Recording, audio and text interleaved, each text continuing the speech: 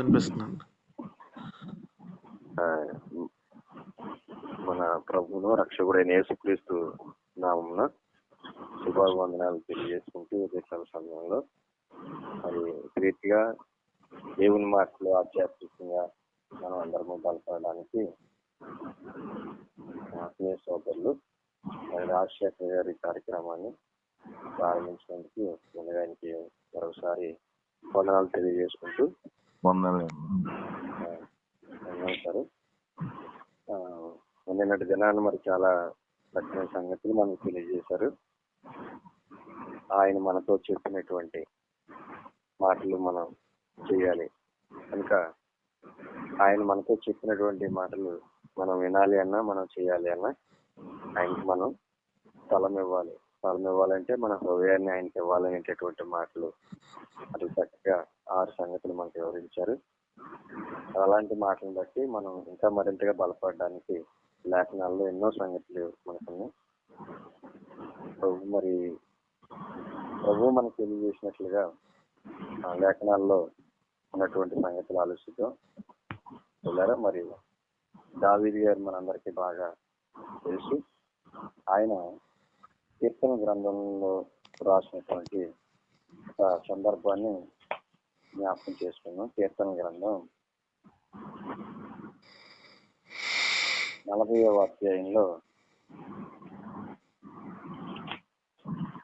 ఆయన మాట్లాడుతున్నటువంటి ఒక మాటను ఆలోచించినట్లయితే పిల్లరా, 40వ అధ్యాయంలో 6వ వచనంలో ఓ మాట రాయబడింది. కీర్తన గ్రంథం 40వ అధ్యాయం 6వ వచనంలో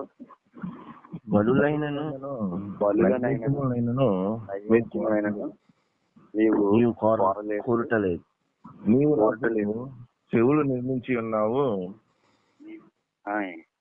దహన బలునైనను పాప పరిహార బలునైనను నువ్వు తెమ్మనలేదు.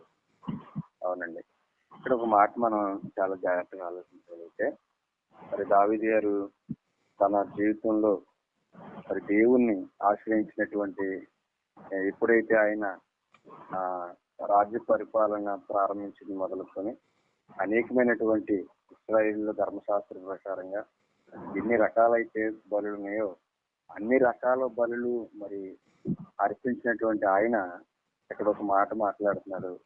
ఏంటి ఆ మాటలు అంటే, ఆయన చెప్తున్నటువంటి మాటలు మనం జాగ్రత్తగా ఆలోచించాలి. బలులనైనను నైవేద్యములైనను నీవు కోరట్లేదు కానీ నీవు నాకు చెవులను నిర్మించి ఉన్నావు అని అడుగుతున్నాడు. ఏం నిర్మించాడట దేవుడు? చెవులను నిర్మించాడు.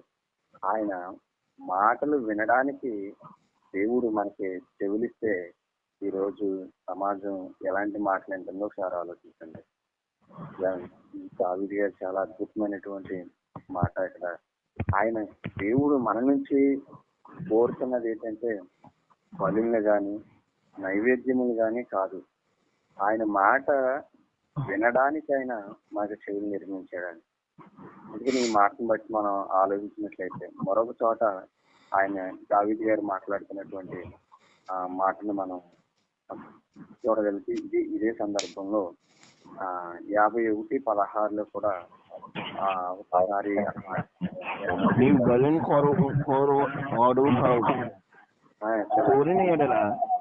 నేను అర్పించదు. దహన బలి నీకు ఇష్టమైనది కాదు. విరిగిన మనస్సే దేవునికి ఇష్టమైన బలులు అంటున్నాడు. విరిగిన మనస్సే దేవునికి ఇష్టమైన బలులు. ఆయన మనతో చెప్పిన మాటలు మనము వినాలి.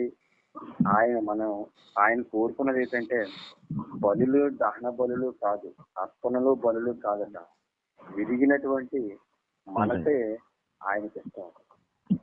ఈరోజు సమాజంలో చాలా మంది ఉన్నారు. ఆయన మాట మనం వినాలి. మనం ఆయన మాట వినాలంటే, ఆయన మనతో చెప్పిన చేయాలంటే, మన హృదయం ఆయనకి ఇవ్వాలంటే, ఆయన మాట వినడానికి బలుల కంటేను అర్పణ కంటేను ఆయన మనకి నిర్మించినటువంటి చెవులది ఒక దేవుని మాట వినడానికి మనం ప్రయత్నం చేయాలని దావీదు గారు మాట్లాడుతున్నారు. మనందరికీ తెలిసినటువంటి ఒక సందర్భాన్ని జ్ఞాపకం చేసుకోండి. మొట్టమొదటి రాజు అయినటువంటి సౌలు గారు ఏం చేశాడు? అమాలేకీయులకి ఇశ్రాయేలు విరోధమైనటువంటి అమాలేకీయుని అందరినీ నాశనం చేయమని చెప్పినప్పుడు అక్కడ ఆయన ఏం చేస్తాడు? నచ్చిన వాటిని తెచ్చి మరలా సమూయేలు గారితో దేవునికి బలర్పించడానికి తెచ్చానంటాడు. మనందరికీ తెలుసు మొదటి సమూయేలు 15వ అధ్యాయము 22వ వచనంలో సమూయేలు గారు ఏమంటాడు ఆయనతోనూ సారా మాట్లాడితే ఆయన అక్కడ అదే మాట్లాడతాడు. మొదటి 15వ అధ్యాయం 22వ వచనంలో కూడా అక్కడ ఆయన మాటలు చూడగలిగితే అందుకు సమూయేలు తాను సెలవిచ్చిన ఆజ్ఞను ఒకడు గైకొనుట వలన, దేవుడు సెలవిచ్చినటువంటి ఆజ్ఞను ఒకడు గైకొనుట వలన యెహోవా సంతోషించినట్లు ఒకడు దహన బలులను అర్పించుట వలన ఆయన సంతోషించిన. ఆలోచించుము, బలులు అర్పించుట కంటే ఆజ్ఞను గైకొనుట, పొట్టేలు కొవ్వు అర్పించుట కంటే మాట వినుటయు శ్రేష్టము. దేవుని మాట వినడమే శ్రేష్టము. చూడండి, దావీదు గారు మాట్లాడుతున్నటువంటి ఆ మాటను మనం ఆలోచించాం. నీవు నాకు చెవులను నిర్మించి ఉన్నావు. ఈరోజు ఆయన మాట వినకపోవడం వల్లే ఎంత ప్రమాదం ఈ ప్రపంచానికి జరుగుతుంది అనేది మనం ఆలోచించాలి. మరి మొట్టమొదటి అవ్వ ఆదాములైనటువంటి సందర్భాన్ని వాక్య గ్రంథంలో కూడా మనకి జ్ఞాపకం చేస్తున్నటువంటి మాట. ఈ యేసుక్రీస్తు వారు కూడా 2-3 సందర్భాల్లో ఆయన మాట్లాడతాడు. వాక్య గ్రంథం 6వ అధ్యాయం 6వ అధ్యాయము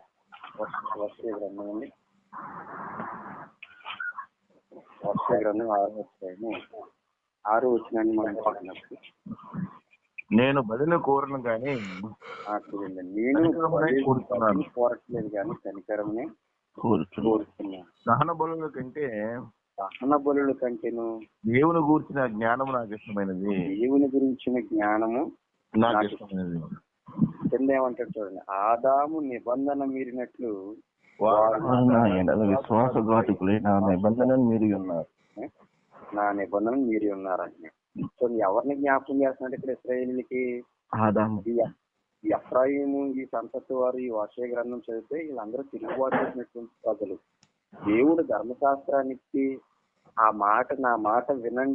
మాట వినండి అని మనం చేసినటువంటి అపరాధ పాప పరిహారార్థాలకి దేవుడు కొన్ని బలులు అర్పిస్తే పాపాలు చేసి బలులు అర్పించడం ప్రారంభించారు. కానీ దేవుని మాట వినకపోవడం అనేది వీళ్ళకి వాడిక అయిపోయింది. అందుకని అక్కడక్కడ చూస్తే నా మాట విననల్లని ప్రజలకు శ్రమ, లోబడిన ప్రజలకు శ్రమ అంటూ ఉంటాడు ఆయన. అందుకని ఆదాము ఏం చేసేట? నిబంధన మాట వినలేదు. మాట వినకుండా మనం ఎన్ని బలులు అర్పించినా ఫలితం ఉండదు. అందుకని దావీదు గారు అంటున్నాడు, బలులను అర్పణను కోరలేదు కానీ నీవు నాకు చెవులు నిర్మించున్నావు. విరిగి నలిగినటువంటి మనసే నీకు ఇష్టమైనటువంటి మనస్సు అని దావీదు గారికి అర్థమైంది. దావీదు గారికి దేవుడు బాగా అర్థమయ్యాడు కనుక మరి ఆయన మాట వినాలన్న సంగతి దావీదు గారి విషయంలో మనం చూస్తున్నాం. ఆయన మాట వినడం శ్రేష్టమైనటువంటి సంగతి దావీదు గారు తెలియజేసినట్లుగా మనం చూస్తున్నాం. అందుకని ఆదాము ఏం చేసేదట? ఆయన పైన అదే అంటున్నాడు, దహన బలుల కంటేను దేవుని గురించినటువంటి జ్ఞానం నాకు ఇష్టమైనది. ఆదాము నిబంధన మీరినట్లు మీరు నా ఎడల విశ్వాసఘాతకులయ్యిరి అంటున్నారు. అంటే ప్రారంభపు మనిషే దేవుని యొక్క నిబంధనను ఏం చేసేట? మీరేడు అన్నట్లుగా మనం చూస్తున్నాం. అంటే మాట వినలేదు. మొట్టమొదటి రాజు అయినటువంటి సౌలు కూడా ఏం చేశాడు? దేవుని మాట వినలేదు. అమాలేకీయుల విషయంలో మరి ఏదైతే వద్దన్నాడో అది మాట వినకుండా మళ్ళా పైగా తెచ్చి సమూయేలు గారు ఏమంటే నీ దేవునికి అర్పించడానికి ఇచ్చాను అంటున్నాడు. సమూయేలు గారు కూడా అదే మాట్లాడుతున్నాడు, దహన బలులు అర్పించుట కంటే మరి దేవుని మాట వింటే సంతోషం కానీ బలులు ఆయనకి అర్పణలు ఆయనకి ఇష్టము కావు అన్నట్లుగా ఆయన కూడా అక్కడ మాట్లాడుతున్నాడు. ఆలోచించగలిగితే కనుక ప్రియులారా, మనం ఈ మాటలను బట్టి మనకు అర్థమైంది ఏంటంటే మనం అర్పించే అర్పణల కన్నా, ఇచ్చే బలుల కన్నా ఆయన మాటే వినడము చేస్తాం. ఆయన మాట మనం వినాలి. ఆయన మనతో చెప్తున్నది చేయాలి. మరి ఈ రోజు చాలా మంది క్రైస్తవ ప్రపంచంలో మరి ఆయనకి ఎన్నో కానుకలు అర్పణలు ఇచ్చేవారు తప్ప ఆయన మాట విని ఆయన మాట ప్రకారంగా బ్రతికేవారు అరుదుగా మనం చూస్తున్నాం. ఆయన మాటకు లోబడేవారు అరుదుగానే మనం చూస్తున్నాం లేఖనాల ప్రకారంగా ఆలోచించగలిగే. మరొక సందర్భంలో వచనం చూస్తే సామెతల గ్రంథం 27వ అధ్యాయము 3వ వచనం కూడా అక్కడ మనం చూసినట్లయితే అక్కడ కూడా ఈ సందర్భాన్ని మాట్లాడుతున్నాడండి. సామెతల గ్రంథం 21వ అధ్యాయము 3వ వచనంలో కూడా నీతి న్యాయమును అనుసరించి నడుచుకున్నట బలులు నడిపించుట కంటే యెహోవాకు ఇష్టము. చూడండి, నీతి న్యాయమును అనుసరించుటే బలులు అర్పించుట కంటేను. నీతి న్యాయం అనుసరించి నడుచుకున్నట బలులు నడిపించుట కంటే యెహోవాకు ఇష్టము. నీతి న్యాయమును అనుసరించి నడుచుకోవాలంటే ఆయన మాట వినటమే. ఆయన మాట వినకుండా మనం ఎన్ని బలులు అర్పించినా ఆయనకి ఇష్టం కాదు. ఆయన మాట వినాలి. ముందు ఆయన మాట వినడం ద్వారానే నీతి న్యాయములు అనేవి మనలో వస్తాయి. ఎందుకంటే మానవుల్లో మరి నీతి న్యాయములు తప్పి బ్రతుకుతున్నటువంటి ఈ సమాజంలో మనం బ్రతుకుతున్నాం కనుక దేవుని మాట వినకుండా మనం ఎన్ని బలులు అర్పించినా అవి ఆయనకి ఇష్టము కావు. కనుక మరి తెలియజేస్తున్నటువంటి వాక్యాన్ని బట్టి మనం ఆలోచించవలసినటువంటి విధానంలో చూడగలిగితే ఆయన మాట వినడమే శ్రేష్టము బలులు అర్పించుట కంటేను. ఆయన మాట వినడమే శ్రేష్టం అనేది మనకి లేఖనం తెలియజేస్తుంది. సామెతల గ్రంథం 5వ అధ్యాయం, ప్రసంగి గ్రంథం 5వ అధ్యాయము మనము మొదటి వచ్చిన కింద 2వ లైన్ చదివితే అక్కడ కూడా ఒక మాట రాయకూడదు. కంటే సమీపించి ఆలకించుట శ్రేష్టము. చూడండి, బలులు అర్పించుట కంటే సమీపించి ఆలకించుట శ్రేష్టము. విహీనులు అర్పించినట్లుగా బలులు అర్పించుట కంటే సమీపించి అంటే ఆయన మాట ఆలకించడమే శ్రేష్టం. వారు తెలియని దుర్మార్గపు పనులు చేయదు. చూసారండి, మళ్ళా వాళ్ళు దేవుని మాట వినకుండా తెలియక దుర్మార్గపు పనులు చేస్తారంటున్నారు. అంటే మనం ఎన్ని బలులు అర్పించినా ఎన్ని కానుకలు అర్పించినా ఆయన మాట వినకుండా ఏది చేసినా ఆయనకి ఇష్టం ఉండదు. ఆయనకి ఇష్టం లేనటువంటి కార్యాలు. ఎందుకంటే పాత నిబంధన గ్రంథంలో ఇశ్రాయేలు ఎన్నో బలులు, ఎన్నో అర్పణలు, ఎన్నో కానుకలు మనం చూస్తాం. ఇశ్రాయేలు వాళ్ళు చేయవలసినటువంటి పండగలు, వాళ్ళు ఆచరించేటటువంటి పద్ధతులు ఇవన్నీ చూసినప్పుడు వాళ్ళు ఎన్నో బలులు అర్పిస్తూ ఉంటారు. కానీ ఎన్ని బలులు అర్పించినా మరి దేవుని మాట వినకుండా అర్పించినప్పుడు అవి ఏమన్నా వాళ్ళకి ఫలితాలు ఇస్తాయంటే ఇవో. కనుక మనకి యేసు ప్రభు వారు కూడా మనతో చెప్పినటువంటి మాటలు ఏంటంటే, ముందు మీరు అర్పణ అర్పించినప్పుడు ముందు మీరు మీ సహోదరులతో మీరు సమాధాన పడి అప్పుడు తెచ్చి అర్పణ అర్పించండి అంటాడు ఆయన, యేసుక్రీస్తు వారు. కనుక మనం ఏది చేసినా దేవునితో ఈ సహోదరులతో సమాధాన పడి దేవునికి ఇష్టమైనటువంటి పనులు చేయాలి అనేది మనకి లేఖనం తెలియజేస్తుంది. అందుకే పాత నిబంధనలు ఇలాంటి సందర్భాలు చూసినప్పుడు దావీదు గారు చేసుకున్నటువంటి మాటలను బట్టి ఆయన మనకి చెవులు ఎందుకు నిర్మించాడంటే ఆయన మాట వినాలి. ఆయన మాట వినకుండా మనం ఎన్ని చేసినా అది ఆయనకి ఇష్టమైనటువంటి కార్యంగా కనిపించదు. మరి మనం లేఖనాన్ని బట్టి మరొక సందర్భాన్ని ఆలోచించినట్లయితే మరి శిశువులతో ఆయన మాట్లాడుతున్నటువంటి మాటలు చూడగలిగితే మత్తయి సువార్త 13వ అధ్యాయము 6వ వచనాన్ని 16వ వచనాన్ని అక్కడ ఒకసారి చూద్దామండి. మత్తయి గారు రాసినటువంటి సువార్తలో 13. అయితే మీ కన్నులు చూచుచున్నవి గనుక చూడండి, మీ కన్నులు చూచుచున్నవి గనక అవి ధన్యములైనవి, మీరు ధన్యులు. తర్వాత మరొక మాట, చెవులు వింటున్నవి గనుక ఈ చెవులు వింటున్నవి గనక అవి ధన్యములైనవి, మీరు ధన్యములైనటువంటి మాటను యేసుక్రీస్తు వారు శిశువులతో మాట్లాడుతున్నారు. అయితే మీ చూస్తున్నటువంటి కన్నులు ధన్యులు, వింటున్నటువంటి మీరు ధన్యులు అంటున్నారు. అంటే ఆయన మాట వినడం అనేది ధన్యతగా మనకి ఇక్కడ కనిపిస్తుంది. ఆయన మాట మనం వినాలి. శిశువాన్ని గురించినటువంటి ఉపమానము ఆయన తెలియజేసినప్పుడు అక్కడ చాలా మందికి అర్థమైనటువంటి పరిస్థితి ఉంది. కనుక యేసుక్రీస్తు వారి మాటలు ఎవరికైతే అర్థమవుతాయో, ఎవరైతే ఆయన మాటలు విని ఆయన ప్రకారంగా చేస్తారో ఆయన ఏమంటారంటే చూస్తున్నటువంటి కన్నులు ధన్యములు, వినిచున్నటువంటి చెవులు ధన్యములని అక్కడ తెలియజేస్తున్నారు. మరి మనం ఆ దేవుడు మనకి ఇచ్చినటువంటి చెవుల ద్వారా ఆయన మన మాట వినాలనేది, ఆయన ఎందుకు అవయవాల్లో ఉన్నటువంటి ఈ చెవు దేవుని మాట వినాలి. మనకు తెలుసు లేఖనాలు, అంత్య దినాలలో జనులు దురద చెవులు గలవారై తమకు ఇష్టమైనటువంటి బోధకులు తమ కొరకు పోగు చేసుకుంటారు అనేది తిమోతి గారికి చెప్తాడు. పౌలు గారు ఏం చేస్తాడట, దురద చెవులు గలవారై కథలు తెలియజేసుకుంటూ ఇష్టం వచ్చినట్టుగా దేవుని మాటకి మనం లోబడకుండా ఆదాము నిబంధన మీరినట్లుగా ఆది నుంచి మనం చూస్తాం ఈ సందర్భాలు. దేవుని మాట వినకపోవడం వల్ల చరిత్రలో చాలా మంది నాశనానికి లోనైపోతారు. మరి సౌలు ఎంతటి మహానుభావుడండి, తన ప్రారంభ జీవితం. అలాంటి దేవుని మాట వినకపోవడం వల్ల మరొక భ్రష్టుడిగా మారిపోతాడు. ఆదాము దేవుని స్వరూపం కలిగినటువంటి మరి ఆదాముని మనం చూస్తాం ప్రారంభంలో. ఆయన కూడా ఆ దేవుని మాట నిబంధనను మీరడం వల్ల మనకి మరణం అనేది, శాపం అనేది శపించబడడం అనేది మనం మన జీవితంలో చూస్తున్నాం. అలాగే ఇశ్రాయేలీయులు మరి ధర్మశాస్త్రాన్ని దేవుడిచ్చినటువంటి మాటను మీరి వాళ్ళు ఎన్నో బలులు అర్పించినా గానీ దేవుడు ఆ బలుని ఇష్టపడలేదు. ఇలా చరిత్రలో మనం అక్కడక్కడ ఈ విషయాలన్నీ చూడగలిగితే దేవుడు మన నుంచి కోరేది ఏంటంటే ఆయన మాట, మనతో చెప్పినట్టు మాట, ఆయన మాట మనం వినడం. ఆయన మాట ఇవ్వాలంటే మన హృదయాన్ని ఆయనకి ఇవ్వాలి.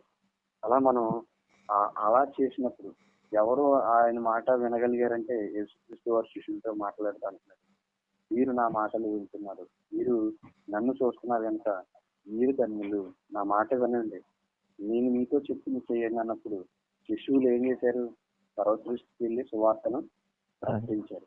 మనకు తెలుసు చాలా యోధా పేలైపోవచ్చేమో తప్ప శిష్యులు మరి యేసుక్రీస్తు వారి యొక్క త్యాగాన్ని గుర్తించి, ఆయన యొక్క దేవుని కుమారుడిగా దేవుడిగా గుర్తించి మరి దేవుని పనిలో వాళ్ళు ఎన్నో శ్రమలు అనుభవించారు, కష్టాలు అనుభవించారు, ఎన్నో ఎదుర్కొన్నారు వాళ్ళు.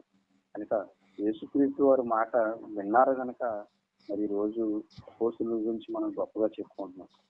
మరి ఈ సందర్భంలో మరి మనం కూడా ఆయన మాట విని ఆయనకి లోబడి మనం ఏది చేసినా ఫలితం ఉంటుంది, కానీ ఆయన మాట వినకుండా మనం ఏం చేసినా ఫలితం ఉండదు. అదే లేఖనాల్లో పౌలు గారు రోమా పత్రిక రాస్తే అదే అంటారు, మనందరికీ తెలుసు 10:17 కాగా వినటం వలన వినటం ద్వారా విశ్వాసం అంతకంతకు అభివృద్ధి అవ్వాలంటే దేవుని మాట వినాలి. కనుక ఆయన మాటలు వినడమే మన విశ్వాసం ఇంకా మరింత బలపడుతాం. మరి ఈ రోజుల్లో దేవుని మాట వినడం అనేది అరుదు. ఎందుకంటే దేవుని మాట మనకి మధ్య మరి ఆయా లేఖనాల రూపంగా ఎన్నో మాటలు మనకు కనిపిస్తున్నాయి. ఒకప్పుడు చూడండి, ఇశ్రాయేలీయులకి ధర్మశాస్త్రం ఉన్నప్పుడు కూడా దేవుని ఎరగని తరం ఒకటి వచ్చేసిందని న్యాయపత్రి గ్రంథంలో మనం చూస్తాం. దేవుని ఎరగనటువంటి తరం ఎందుకు వచ్చేసిందంటే దేవుని మాట వినకపోవడం వల్ల. రాను రాను ఆయన మాటలు మరుగైపోయినాయి, కానీ వాళ్ళ మధ్య ఏముంది, ఆ ధర్మశాస్త్రం వాళ్ళ మధ్య ఉంది. ఉన్నప్పటికీ కూడా దేవుని మాట విన్నటువంటి ప్రజలు మరి ఇశ్రాయేలీయులు పుట్టుకొచ్చేసారంటే ఎంత దౌర్భాగ్యమో ఆలోచించాలి మనం. కనుక ఈ రోజు మరి ఇంత విశాలంగా మనకు దేవుని వాక్యం స్వేచ్ఛగా మనకు దొరుకుతున్నా గానీ ఆయన మాట వినకపోవడం ఇంత అరుదైపోయింది. ఆయన మాట వినడం ఎక్కడ మరి చూడండి, మంచిగానే ఆయన ఏమని మనతో మాట్లాడుతున్నాడంటే, ఇదిగో బలులు నువ్వు ఇష్టపడట్లేదు, బలుల కంటేను నీవు సమీపించి ఆలకించడమే శ్రేష్టము అంటున్నాడు. సమీపించి ఆలకించాలి. ఆలకించడం ఆయన చెప్తున్నటువంటి మాట ఏదైతే ఉందో మనం ఆయన మనతో ఏదైతే చెప్పాడో అది చేయడమే ఆయనకి ఇష్టమైనటువంటి పని. ఆయనకి ఇష్టమైన పని మరి మన ఆత్మీయ సోదరులు మరి రాజశేఖర్ గారి ద్వారా ప్రతి నెల మనం జరుగుతున్నటువంటి సువార్త కార్యక్రమంలో మనం పాల్భాగస్తులు అవుతూ అనేక చోట్లకి వెళ్ళి సువార్త చేస్తున్నాం. అది ఆయనకి ఇష్టమైన పని. అలాగే ఆయన మనకి ఏదైతే చెప్పాడో ఆ పని చేయడమే ఆయనకి ఇష్టం.